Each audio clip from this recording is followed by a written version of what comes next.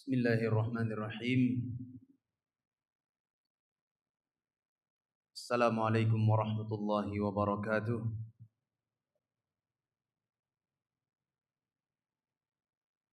Alhamdulillah. Wassalatu wassalamu ala Rasulillah wa ala alihi wa ashabihi wa man tabi'ah hudah. Ashhadu an la ilaha illallah wahdahu la syarika lah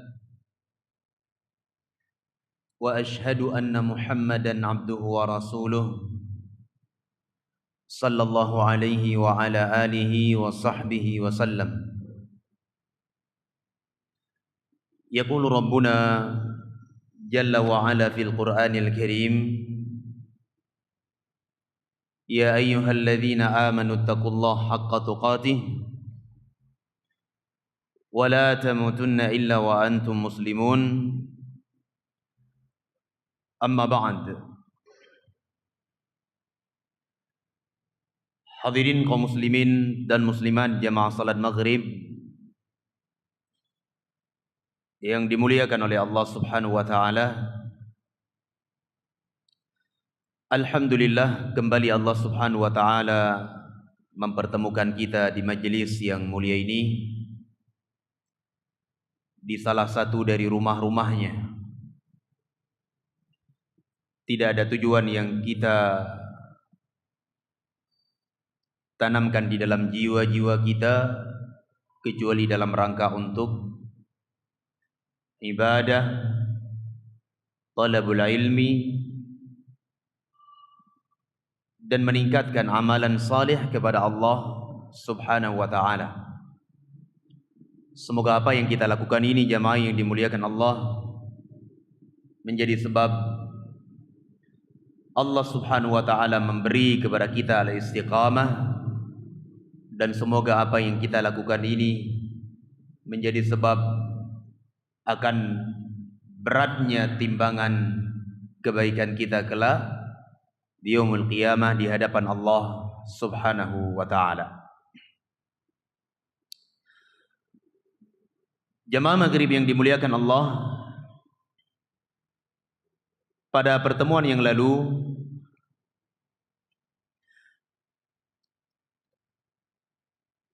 telah kita baca sebagian dari dalil-dalil tentang pentingnya menyampaikan ataupun berdakwah kepada tauhid, berdakwah kepada kalimat la ilaha illallah, menyampaikan kepada umat kemurnian ibadah hanya kepada Allah sahaja. Dan tentunya jamaah yang dimuliakan Allah, berdakwah itu merupakan amalan yang sangat mulia, sebagaimana kita akan sebutkan di dalam lanjutan hadis yang kita sebutkan pada pertemuan yang lalu tentang keutamaan menyampaikan dakwah kepada la ilaha illallah. Jamaah yang dimuliakan Allah, saya ulangi ataupun saya baca dari awal hadis yang kemarin kita baca. Walahuma an Sahal bin Sa'ad As-Sa'idi radhiyallahu anhuma, dan diriwayatkan oleh keduanya, yaitu Al-Imam Al-Bukhari dan Al-Imam Muslim, sebuah hadis dari sahabat Sahal bin Sa'ad As-Sa'idi radhiyallahu anhu, anna Rasulullah sallallahu alaihi wasallam qala yauma Khaybar, bahwasanya Rasulullah sallallahu alaihi wasallam bersabda pada hari Khaybar. Maksudnya adalah ketika beliau ingin melakukan perang Khaybar melawan kelompok al-Yahud. La'u'tiyanna ar-rayata ghadan rajulan yuhibbullaha wa rasulahu wa yuhibbuhu Allah wa rasuluhu yaftahullahu ala yadayhi. Nabi mengatakan, besok hari saya akan serahkan bendera Khaybar ini kepada seorang pemuda yang mencintai Allah dan Rasulnya, kemudian dicintai oleh Allah Subhanahu wa ta'ala dan Rasulnya. Luar biasa jemaah yang dimuliakan Allah. Yaftahullahu ala yadayhi. Allah Azza wa Jal akan menangkan perang Khaybar tersebut dengan sebab kepemimpinan pemuda itu. Coba lihat jemaah yang dimuliakan Allah, tauhid yang diajarkan oleh Nabi. Nabi tidak mengatakan pemuda itu akan memenangkan Khaybar dengan usahanya. Namun Nabi mengatakan apa? Yaftahullahu ala yadayhi. Allah akan taklukkan Khaybar tersebut dengan sebab kepemimpinan pemuda itu. Ini tauhid yang diajarkan oleh Nabi sallallahu alaihi wasallam, menunjukkan bahwa setiap segala sesuatu yang kita lakukan itu semuanya adalah berkat, anugerah, taufik ataupun hidayah dari Allah Subhanahu wa ta'ala. Kalau Allah tidak kehendaki jemaah yang dimuliakan Allah, niscaya apa yang kita usahakan dan kita lakukan semuanya itu tidak akan pernah bisa terwujud. Faqala, kemudian berkata Sahal bin Sa'ad As-Sa'idi, fabatan nas yaduku lailatahum. Tatkala Rasulullah menyebutkan ucapan ini, para sahabat di malam itu mereka berbincang-bincang di antara mereka, ayyuhum yu'taha, tentang siapa di antara mereka yang akan diserahkan bendera Khaybar itu. Falamma asbahu, tatkala datang waktu pagi, ghadaw ala Rasulillah sallallahu alaihi wasallam, mereka bersegera menuju bertemu dengan Rasulullah sallallahu alaihi wasallam. Dan yang unik jemaah yang dimuliakan Allah, kulluhum yarju an yu'taha. Masing-masing dari mereka itu menginginkan supaya diserahkan untuknya bendera Khaybar. Ini sudah saya sebutkan pada pertemuan yang lalu, bukan sebuah kepemimpinan yang ingin mereka raih. Namun yang ingin mereka raih adalah kecintaan Allah dan Rasulnya. Itu yang mereka ingin raih. Sampai-sampai Umar bin Al-Khattab mengatakan, ma ahbabtur riasata illa yauma idin. Artinya aku tidak pernah, saya tidak pernah berharap, bermimpi, berkeinginan untuk menjadi seorang pemimpin kecuali pada waktu itu, karena besarnya keutamaan jemaah yang dimuliakan Allah. Faqala Nabi sallallahu alaihi wasallam, lalu Rasulullah mengatakan, aina Ali bin Abi Thalib? Di mana Ali bin Abi Thalib? Beliau malah menanyakan salah seorang pemuda yang tidak hadir di tempat itu. Itu yang beliau tanyakan. Dalam keadaan setiap masing-masing sahabat yang hadir itu, mereka menginginkan supaya diserahkan kepadanya bendera Khaybar. Tiba-tiba Nabi mengatakan, di mana Ali bin Abi Thalib? Faqila, kemudian dikatakan kepada Nabi, huwa yashtaki ainaihi, wahai Rasulullah, Ali bin Abi Thalib mengeluh kedua matanya. Beliau sedang mengeluh karena penyakit yang menimpa kedua matanya tersebut.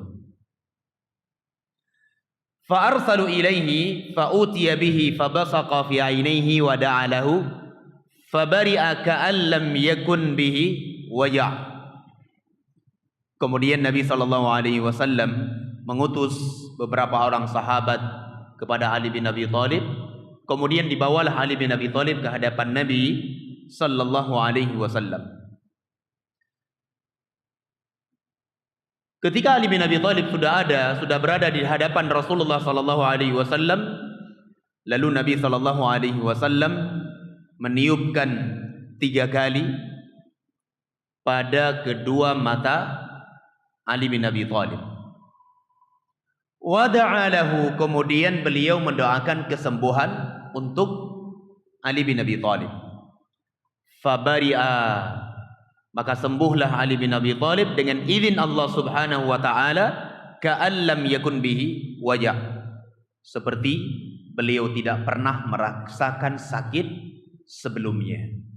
Ini bagian dari kekhususan Nabi sallallahu alaihi wasallam ataupun bagian dari karamah ataupun mukjizat yang Allah Subhanahu wa taala berikan kepada Nabi kita Muhammad sallallahu alaihi wasallam. Tentunya semuanya ini terjadi dengan izin Allah, bukan dengan usaha Nabi sallallahu alaihi wasallam meniupkan. Namun semuanya ini adalah izin dari Allah tabaraka wa taala. Fa'atahu ar-rayata,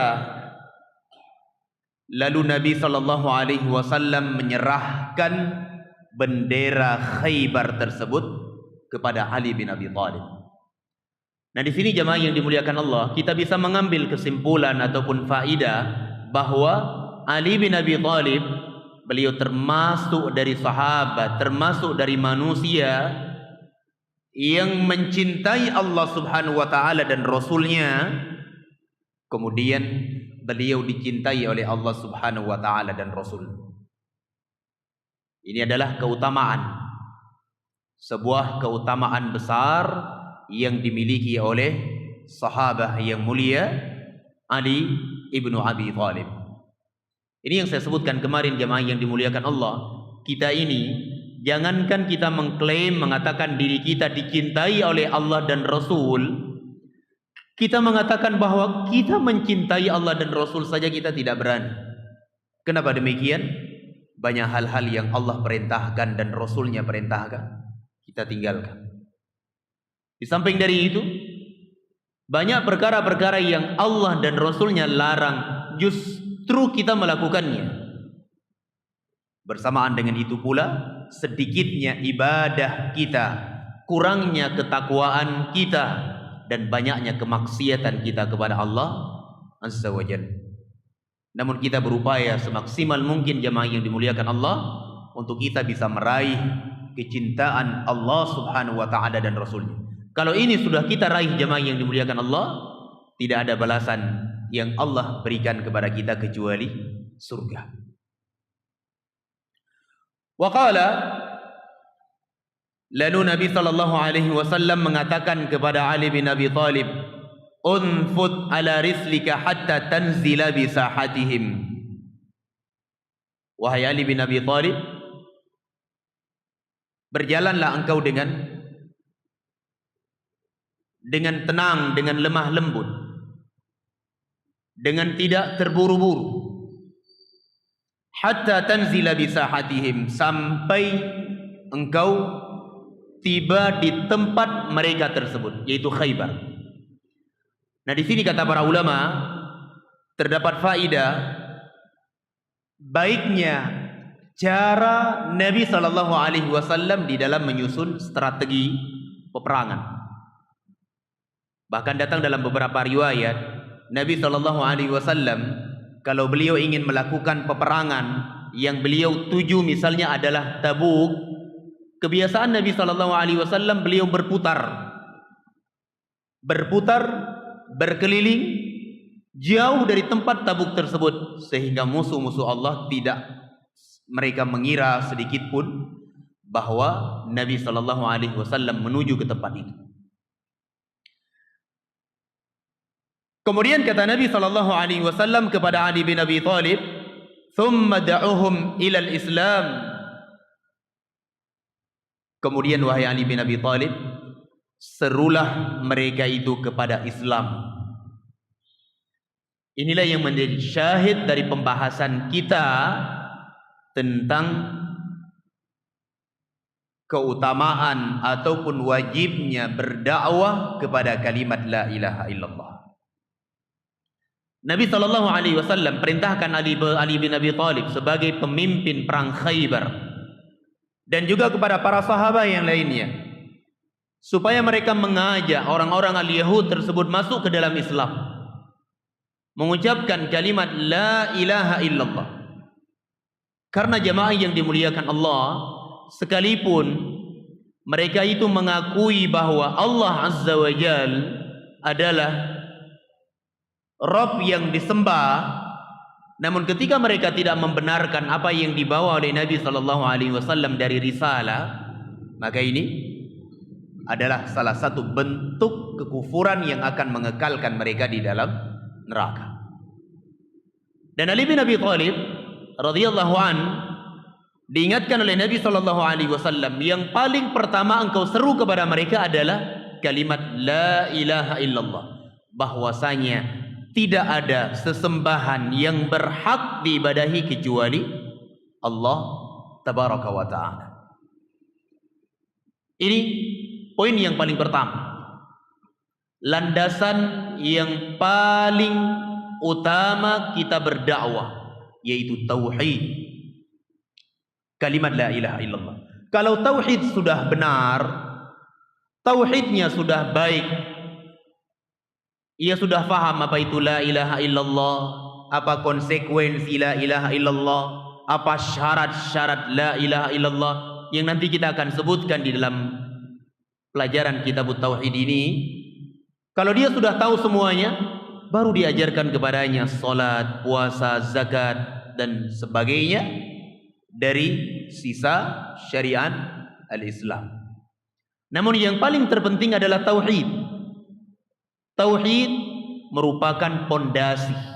Kalau tauhid baik, tauhid benar, amalan akan diterima oleh Allah Subhanahu wa ta'ala. Faqala Nabi sallallahu alaihi wasallam, wa akhbirhum bima yajibu alaihim min haqqillahi ta'ala fihi, dan kabarkan kepada mereka wahai Ali bin Abi Thalib dengan apa yang Allah Azza wa Jalla wajibkan atas mereka dari hak Allah Subhanahu wa ta'ala di dalamnya. Diperintahkan oleh Nabi sallallahu alaihi wasallam, terangkan kepada mereka tentang tauhid, terangkan kepada mereka tentang Islam, bahwasanya Islam itu adalah bersaksi bahwasanya tidak ada sesembahan yang berhak diibadahi kecuali Allah Subhanahu wa ta'ala. Faqala Nabi, kemudian Nabi mengatakan, fa wallahi, maka demi Allah, la ayyahdiyallahu bika rajulan wahidan khairun laka min humrin na'am. Demi Allah, kata Nabi SAW kepada Ali bin Abi Thalib, dengan Allah Subhanahu wa ta'ala berikan hidayah kepada kepada seseorang dengan sebab dakwahnya engkau, dengan sebab ajakanmu, dengan sebab nasihat yang engkau berikan tersebut, kata Nabi SAW, maka ini lebih baik dibandingkan unta merah. Unta merah ini adalah kendaraan yang paling mahal waktu itu. Unta merah ini adalah kendaraan yang paling disenangi oleh orang-orang Arab waktu itu. Kalau di tempat kita sekarang ataupun di zaman kita sekarang adalah kendaraan yang paling mewah, kendaraan yang paling mahal, mewah, dan segalanya ada padanya. Sehingga Nabi SAW mengatakan, dengan Allah Subhanahu wa ta'ala memberikan hidayah, petunjuk kepada seseorang dengan sebab dirimu, penyampaianmu, dakwahmu, maka ini jauh lebih baik dibandingkan unta merah, kata Nabi SAW. Nah, di sini jemaah yang dimuliakan Allah, terdapat faedah tentang keutamaan menyampaikan dakwah di jalan Allah Subhanahu wa ta'ala, terkhusus kepada kalimat la ilaha illallah. Makanya jadi Nabi, ya jemaah yang dimuliakan Allah, jangan kita anggap, jangan kita kira bahwa berdakwah itu cuma tugas para nabi saja atau tugas para ulama saja. Tidak demikian. Kita masing-masing kita harus punya andil di dalam menyampaikan dakwah yang mulia ini. Masing-masing kita harus punya andil.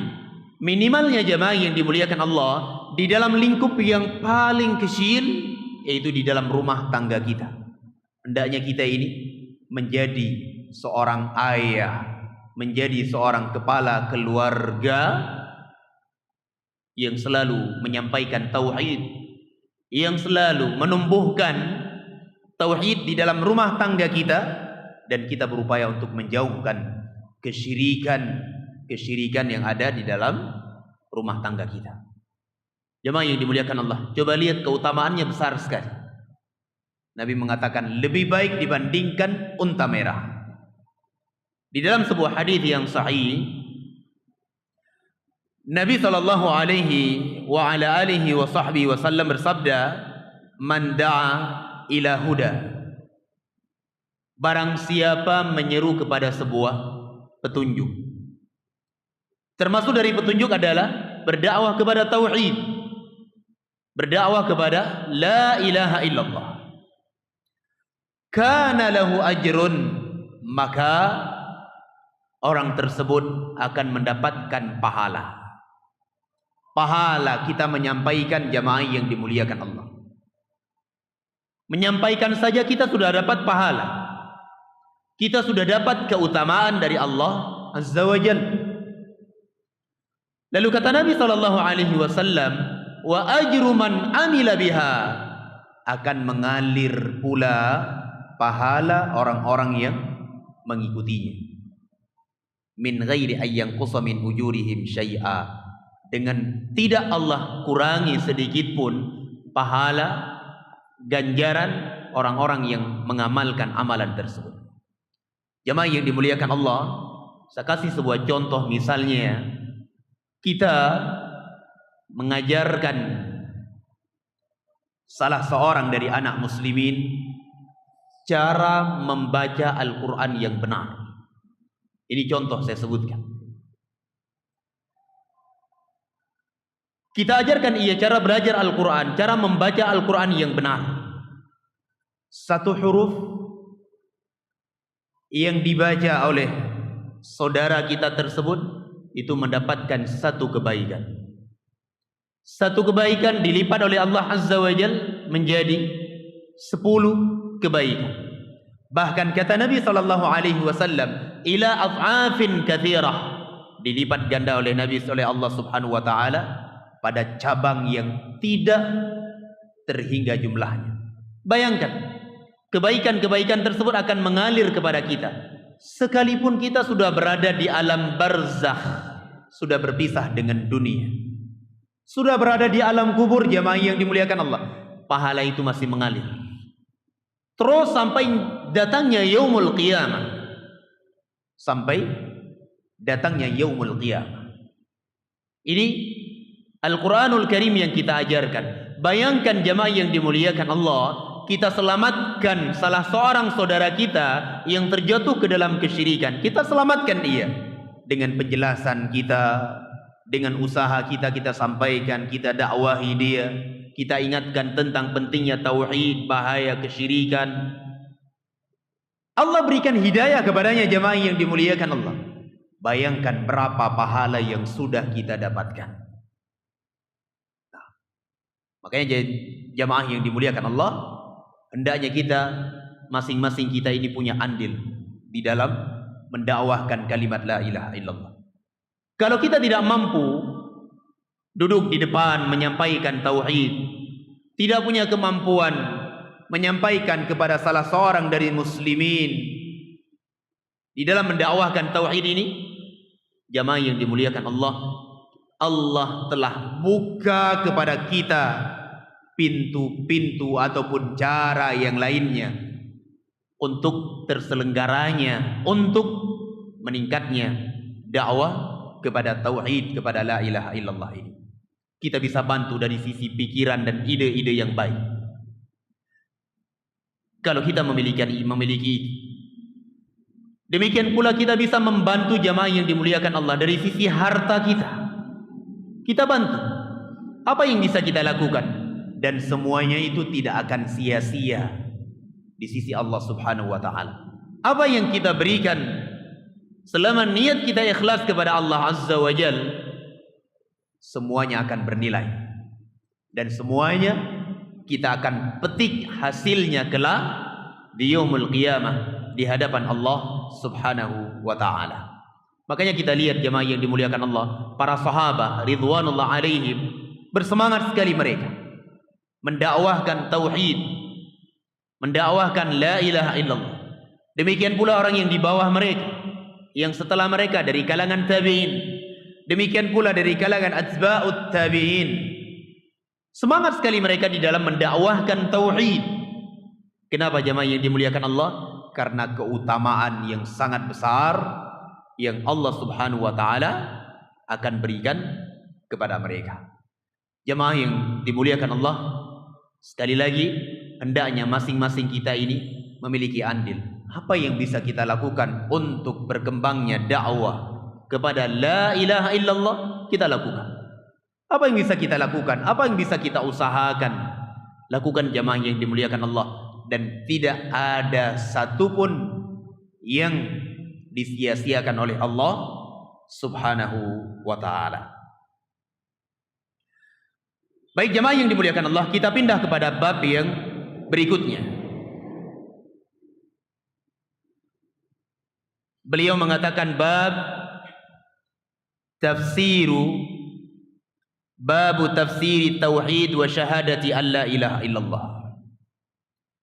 Bab pembahasan tentang tafsir at-tauhid dan syahadatu an la ilaha illallah. Jemaah yang dimuliakan Allah, pembahasan yang kita sebutkan ini berbicara tentang tafsir kalimat tauhid atau tafsir kalimat la ilaha illallah. Yang nanti insyaallah kita akan baca ayat demi ayat yang ada di dalam bab ini. Demikian pula ahadits Rasulullah sallallahu alaihi wasallam yang ada di dalam bab ini.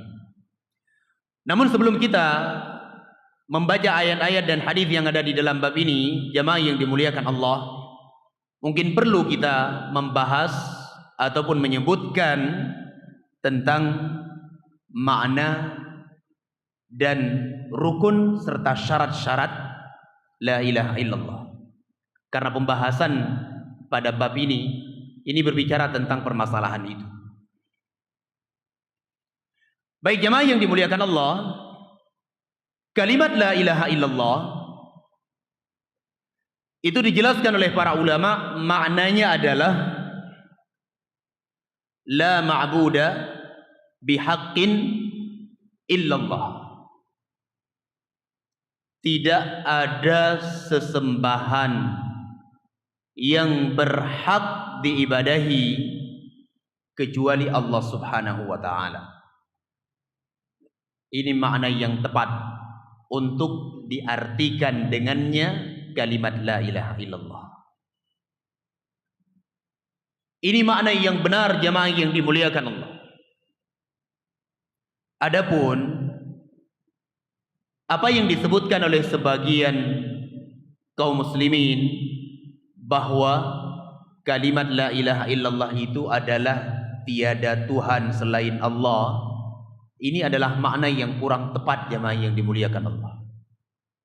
Makna yang kurang tepat diartikan kalimat la ilaha illallah.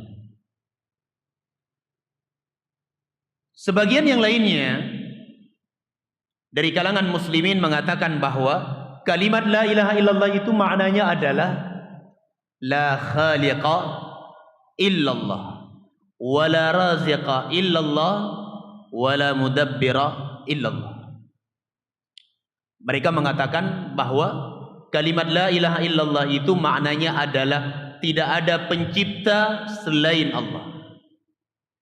Tidak ada yang memberi rizki selain Allah.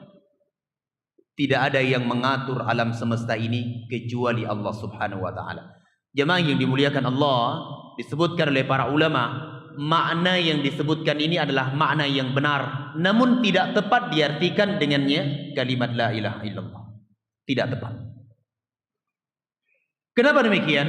Karena kalau kita mengatakan kalimat la ilaha illallah itu maknanya adalah tidak ada pencipta, tidak ada yang memberi rizki, tidak ada yang mengatur kecuali Allah Azza wa Jal, niscaya secara tidak langsung kita telah golongkan orang-orang musyrikin Arab ke dalam golongan muslimin secara tidak langsung.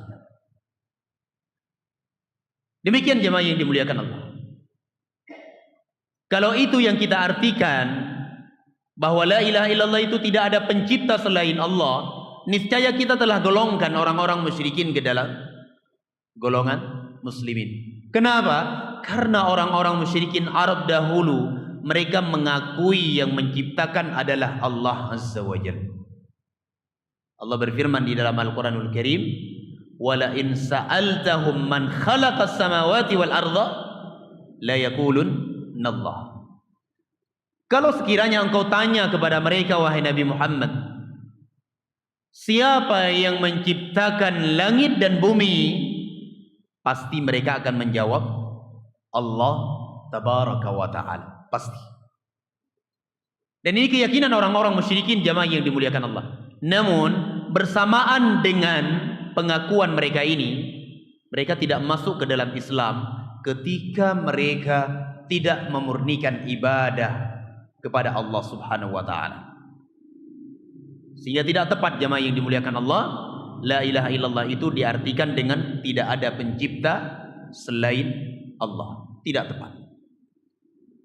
Kemudian kata para ulama, kalau seandainya la ilaha illallah itu maknanya adalah tidak ada pencipta selain Allah, tidak ada yang mengatur alam semesta ini kecuali Allah, niscaya tidak akan ada peperangan antara Rasulullah dengan kaum musyrikin. Tidak ada peperangan jamaah yang dimuliakan Allah. Mungkin Nabi SAW akan baik-baik saja dengan paman beliau Abu Lahab.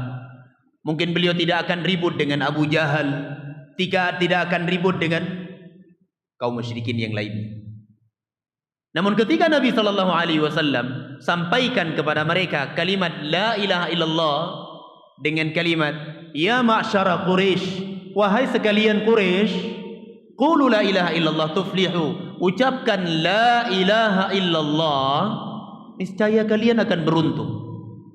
Tidak menunggu lama jamaah yang dimuliakan Allah, langsung Abu Lahab mengatakan tabban laka ya Muhammad alihadza jama'tana, celaka engkau wahai Muhammad, apakah karena la ilaha illallah ini engkau kumpulkan kami di Bukit Safa ini? Marah mereka, tidak mau terima, menolak kalimat la ilaha illallah dan meremehkan orang yang membawanya. Bahkan mereka berupaya untuk membunuh Nabi Muhammad sallallahu alaihi wa ala alihi wa sahbihi wasallam. Maka dari itu jamaah yang dimuliakan Allah, makna yang tepat dimaknai kalimat la ilaha illallah adalah la ma'buda bihaqqin illallah. Tidak ada sesembahan yang berhak diibadahi kecuali Allah. Karena kalimat la ilaha, kalimat ilah di dalam kalimat la ilaha illallah, al-ilah itu berasal dari kosakata alaha ya'lahu ma'luhun. Di dalam bahasa Arab, kalimat alaha ya'lahu ma'luhun ini artinya adalah al-ma'bud, yang diibadahi. Sehingga diartikan la ilaha illallah adalah tidak ada sesembahan yang berhak diibadahi kecuali Allah Subhanahu wa ta'ala. Baik, ini tentang makna kalimat la ilaha illallah. Jamaah yang dimuliakan Allah, poin yang kedua yang penting kita pahami di sini adalah rukun la ilaha illallah, yang ini merupakan konsekuensi dan tafsir terhadap la ilaha illallah itu sendiri. Di dalam la ilaha illallah itu terdapat dua rukun, di mana dua rukun ini akan menjelaskan tafsir la ilaha illallah. akan menjelaskan konsekuensi dari la ilaha illallah. Ar-ruknul awal, rukun yang pertama jamaah yang dimuliakan Allah adalah an-nafyu, penafian. Apa yang dinafikan? Yang dinafikan adalah seluruh peribadatan kepada selain Allah Subhanahu wa taala. Seluruh peribadatan kepada selain Allah dinafikan dengan kalimat la ilaha. Membatalkan peribadatan kepada kuburan, membatalkan peribadatan kepada berhala-berhala, membatalkan perbuatan ibadah kepada pohon-pohon yang dianggap keramat, memujanya dan sebagainya. Itu semuanya dibatalkan dengan kalimat la ilaha, penafian. Kemudian rukun yang kedua adalah al-itsbat, penetapan. Apa yang ditetapkan? Yang ditetapkan adalah peribadatan satu-satunya hanya untuk Allah tabaraka wa ta'ala. Ini rukun yang kedua jamaah yang dimuliakan Allah. Makanya kaum musyrikin Quraisy dahulu mereka tidak pernah mau terima. Allah berfirman di dalam Al-Quranul Karim di dalam surah As-Saffat, kata Allah Azza wa Jal, innahum kanu idza qila lahum la ilaha illallah yastakbirun. Dahulu orang-orang musyrikin itu tatkala diucapkan kepada mereka la ilaha illallah yastakbirun, mereka menyombongkan diri-diri mereka. Wa yaquluna, dan mereka mengatakan, a inna latariku alihatina li syairin majnun, apakah kami harus tinggalkan sesembahan-sesembahan kami ini disebabkan dakwah seorang penyair yang gila ini? Yang mereka maksudkan dengan penyair gila siapa? Rasulullah sallallahu alaihi wa ala alihi wa sahbihi wasallam. Jemaah yang dimuliakan Allah, sehingga makna la ilaha illallah itu ataupun rukun dari la ilaha illallah adalah an-nafyu wal itsbat, penafian segala bentuk peribadatan kepada selain Allah Azza wa Jal, kemudian menetapkan ibadah satu-satunya hanya untuk Allah tabaraka wa ta'ala. Baik jemaah yang dimuliakan Allah, adapun berkaitan dengan syarat-syarat la ilaha illallah yang dengannya kita akan membuka surga, pintu surga Allah Azza wa Jal, insyaallah kita akan sebutkan pada pertemuan kita pada pekan yang akan datang biidnillahi ta'ala. Karena memang syarat-syarat la ilaha illallah itu penting untuk kita ketahui, penting untuk kita mengilmuinya. Karena kata Imam Wahab bin Munabbih rahimahullahu ta'ala ketika beliau ditanya, wahai Imam Wahab bin Munabbih, bukankah la ilaha illallah itu merupakan kunci pembuka pintu surga? Beliau menjawab, iya, tentu. Bala, kata beliau. Beliau mengatakan, iya, la ilaha illallah itu merupakan kunci yang dengannya kita membuka pintu surga. Namun kata beliau, tidak ada satu kunci pun yang kita gunakan untuk membuka sebuah pintu kecuali setiap kunci itu memiliki gigi. Ada giginya. Iya. Dan beliau isyaratkan dengan gigi-gigi yang ada pada kunci tersebut kepada syarat-syarat la ilaha illallah.